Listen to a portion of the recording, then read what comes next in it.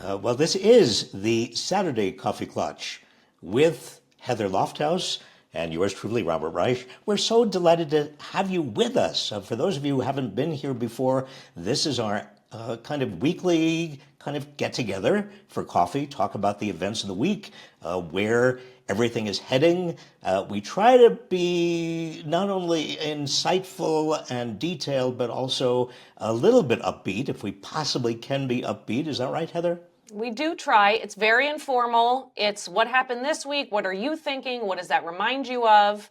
And we've recorded it a couple times, and some of you like to hear it. So here we are. So here we are.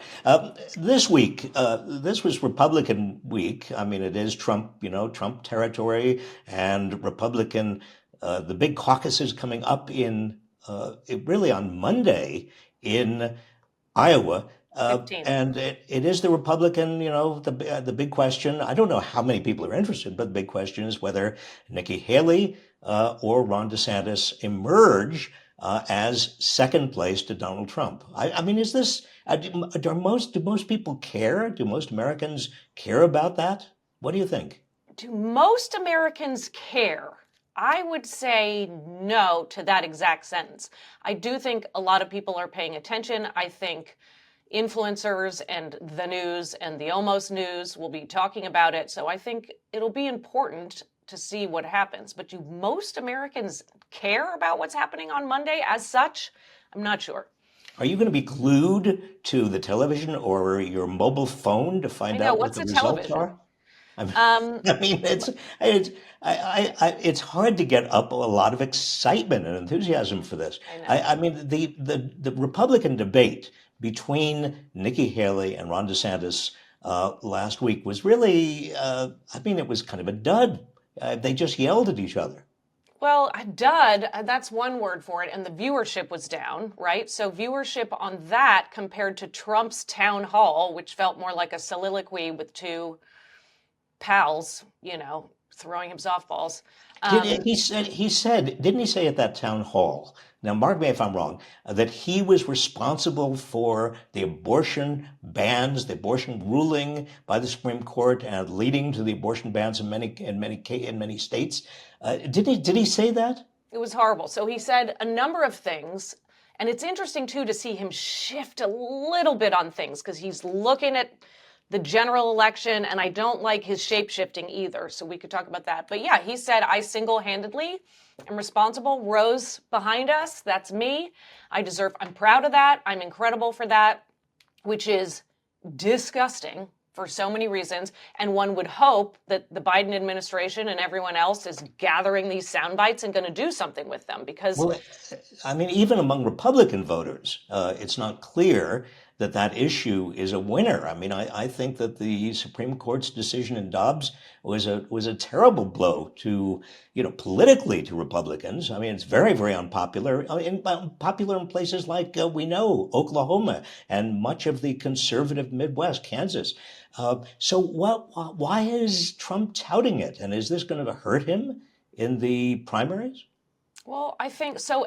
We know this. He leans into things and tries to morph them into things that they're not. So we know that. White Christian nationalists, he likes to get their vote. I mean, I do think there's that, obviously. You know that better than, we all know that. I have to say, this is kind of a sidetrack, but so we get a donation at the end of the year at Inequality Media Civic Action from a donor who always includes a card that says, this is in honor of Dr. George Tiller, who, for those who don't know, I'm sure many of you do know, was an OBGYN, and he performed abortions. He performed late-stage abortions. He was in Kansas.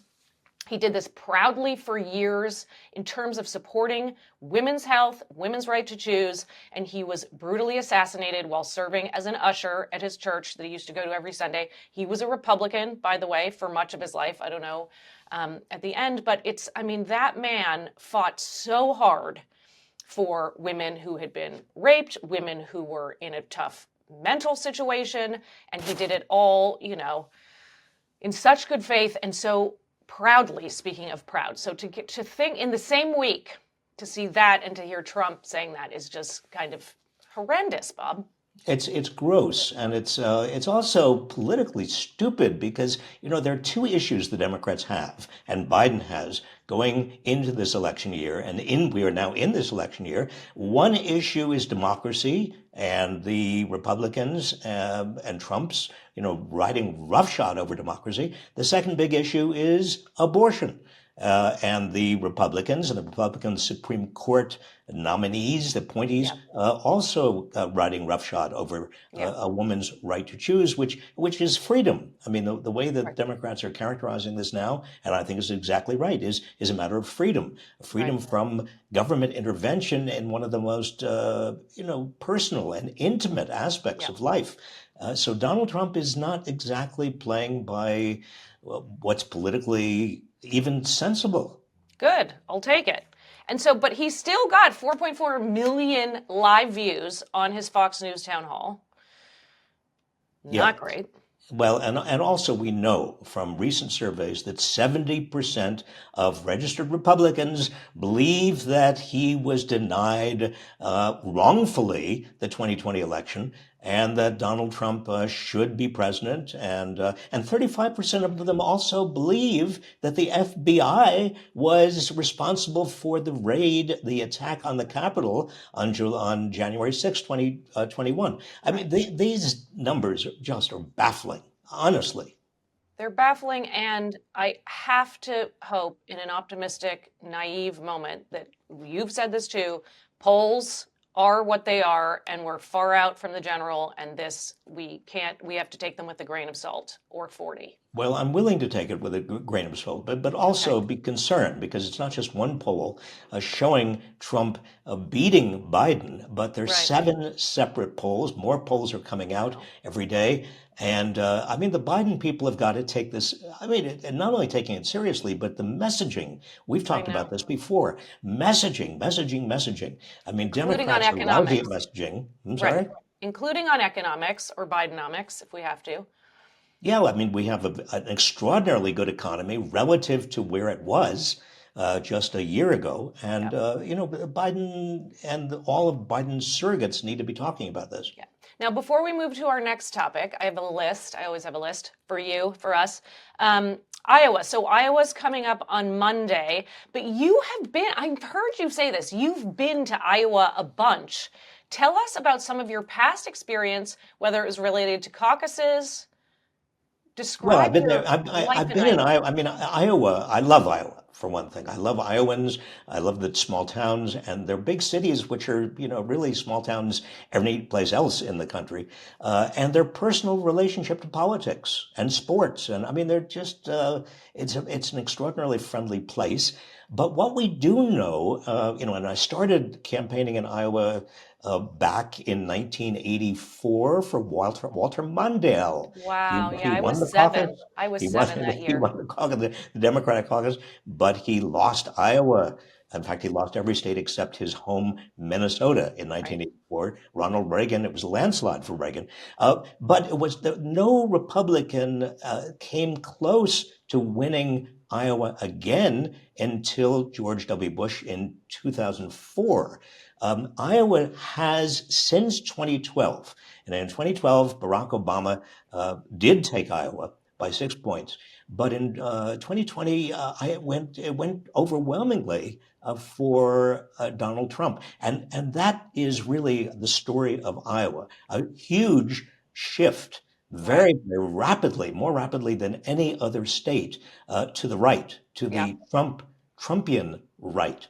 Yeah. And honestly, Heather, when I've looked at the numbers, what you see in Iowa is a state that is getting more conservative, older demographically, whiter, and really in some ways less educated. A lot of the college graduates from Iowa are leaving the state. I remember Tom Vilsack when he was governor in the early 2000s, worrying to me openly that Iowa was suffering a brain drain. Right. That's what I was going to say. That's the term for it. So interesting. But so you've been there, so we'll see what happens on Monday, and then on next week's Klatch, I'm sure we'll be talking about it. Can we move, please, to legal cases?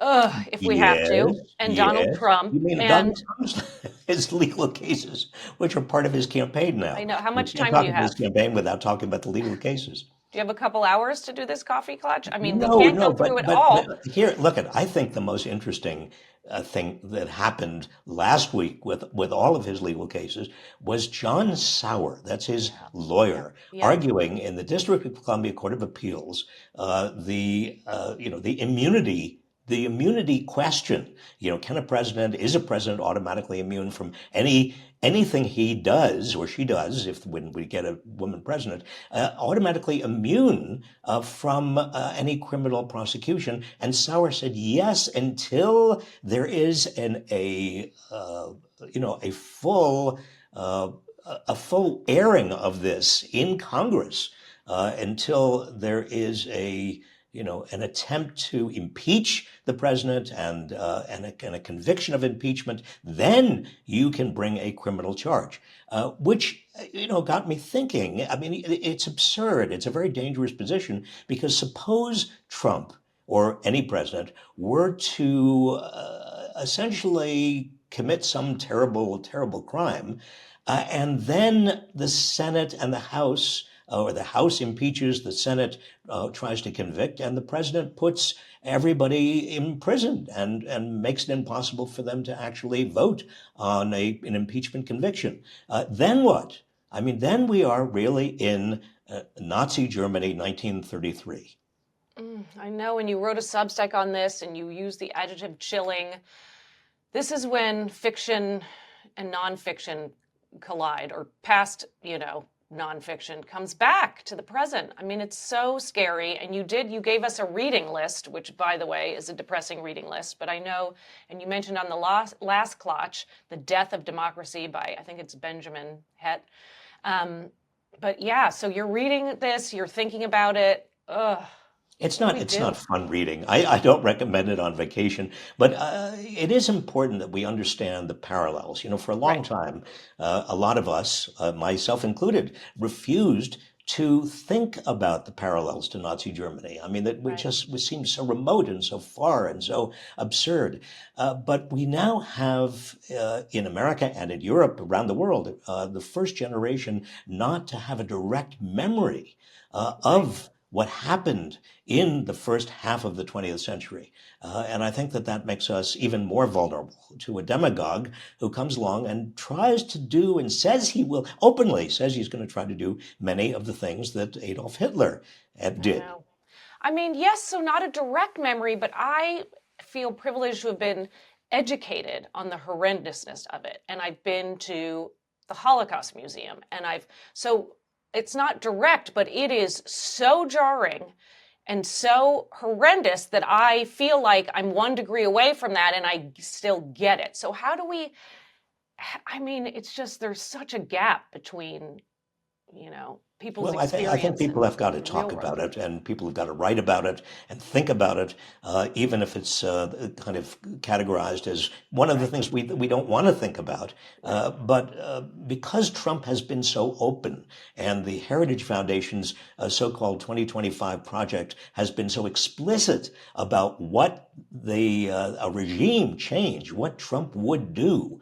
I mean, having immigrants, millions of immigrants who were here illegally rounded up and put into concentration camps, and using the American military to round them up inside the United States, turning the civil service into basically a bastion of loyalty to Trump, and on it goes. I mean, these are all things that Hitler tried to do And he's and saying did this do. at the town hall. I mean, this is not, we're not, I mean, it's open. It's so loud. It's scary times. And you saw, of course, that there was the judge is in, one of the judges, I mean, probably many of them are in serious trouble and have security threats. And there was a swatting that happened. So one of the judges on one of the Trump cases, Well, you know, let's use the term ideological violence. I mean, that's really what we saw in Germany in the 1930s, and what we're beginning to see in the United States again. A lot of Republicans report that they have been intimidated, that when they voted for Trump's impeachment, some Republicans who are no longer in Congress say that they were threatened, their lives were threatened, their families were threatened. The judge in the Trump trial and Jack Smith, they've both been, what is the term, swatted. I mean, that there is no excuse for this kind of illegal and, in some cases, violent behavior. Yep, and extreme. So, in terms of what's happening in D.C., so we have all this happening, but then also the government's running, and hopefully there's not going to be a shutdown, continuing resolution. What happened with the speaker this week, Michael Johnson? Where do things stand? What's he going to do? Is he going to get in trouble? Is he going to do it? Yeah, yesterday Michael Johnson came out and he said fairly clearly he was not going to go with the Freedom Caucus, with the extreme right-wing Republicans. He was going to stick to the deal that had been carved out, months and months ago with the Biden administration for the continuing resolution. He was not going to insist on stricter controls at the border. This has infuriated the right-wing Republicans, and I wouldn't be surprised if they tried to get rid of Johnson. I mean, he's hanging by a thin thread. Any Republican speaker is, because any Republican can move to get rid of the speaker. I'm having deja vu. Exactly. I mean, this has happened 3 times before. I know it. And Mike Johnson is going to need Democratic votes. I mean, so dysfunctional. Well, is there going to be? I mean, we'll see if there's a government shutdown. Ugh, I hope it can be avoided. I don't think there will be. I think it will be avoided. And this would have happened next Friday. That is the first tranche. It was going to be in 2 separate kind of groups of cabinet agencies. Right. And it looks like it's going to be avoided. I mean, good for Mike Johnson. Now, of course, another big news item of the week that was scary and jarring for so many, and people are very upset, is bombing in Yemen, right? The Houthis, in response to the Houthis trying to basically bomb and try to prevent shipping through that area, which is a critical area because the Suez Canal is just north of that. Right, and so this is an international waterway. And, there's certain maritime freedoms. I mean, this is a whole world that I don't know much about. But the Houthis have been saying, in solidarity with Hamas and Palestine, they say, we are doing what we want to do, and they are taking over certain ships. And apparently the United States, Britain, other allies have said, not okay. And of course, people are upset and saying, Congress had nothing to do with this. What's happening? The big issue here for a lot of people in Congress, a lot of progressives, is that there was no declaration of war. This was an attack on Yemen without any congressional involvement, and that's a serious charge. By the way, Heather, you probably don't know this, but I took a course in admiralty law in law school. I know about shipping, and I can give you, I can bore you so intensely with my knowledge of admiralty law. The other thing to keep in mind about all this is that Iran is really behind it. It's behind Hezbollah in Lebanon. It's behind the Houthis in Yemen, and this is the potential danger of an open world war in effect, with Iran and all of Iran's kind of subordinate groups around Israel. Right. And the Houthis had less power and less money and less influence, and they've always been rogue and extreme, let's be clear. But then Iran has kind of brought them back. It's scary. It's very scary. It's scary times. It's very scary times. And the Republicans still don't want to provide funding for Ukraine, and that also is very scary because the connection between Iran and Putin is not explicit, but everybody knows that there is some sort of coordination going on. Yeah. That's it. In other news, obviously COVID is surging This is a again. very upbeat I know, but coffee this is the clutch. I mean, nature I of the have my world. coffee We here, try. and I mean, let's be a little bit. COVID is surging, yes. So that's why we all wear masks. I know COVID is surging now. Many people are vaccinated. The variants are different than they were. It's a different landscape, a different canvas that all this is being painted on. And a very different political canvas. I mean, can you That too. imagine a governor or even Biden trying to impose some sort of regulations on Right. behavior after what we went through Right. just a couple of years ago? Right. Very difficult now. But it is scary. A lot of, many people are sick right now. I have a child, and it seems like either everyone's kind of got an RSV and the flu. And so everyone needs to be safe out there. And then the weather patterns, I mean, this climate we're a part of and trashing, it's wild. So cold fronts coming in, other places are warmer than it's ever been. What do we Heather, do? do you have a positive contribution to No, make to this? nope, I do I mean, not. it is scary. I mean, Trump and climate change and the surge of COVID. There are a lot of things No, going on, I know. and And it's going to be if you cold in want to, Iowa. how It's is going to be cold in Iowa, and that might affect voting. Can we have some it more could it could mail-in? very Can we it normalize could mail-in voting from home, please? Well, this is a very, very important point you just made. Mail-in voting is critically important. I mean, if we're going to have wild weather and we're going to have a democracy and wild weather and climate change, we want to make it as easy as possible for people to vote and not go out into wild weather. Yep, It's the Iowa caucuses are a good example. yep, yep, yep, yep. Well, it was a pleasure talking to you. It was a pleasure Real great. talking to you Real great too, seeing you. Heather. And Truly, I hope everybody out there takes very, very good care of themselves that's it. over the coming weeks and certainly coming months.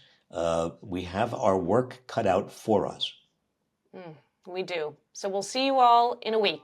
See you all in a week. You take care. Bye bye.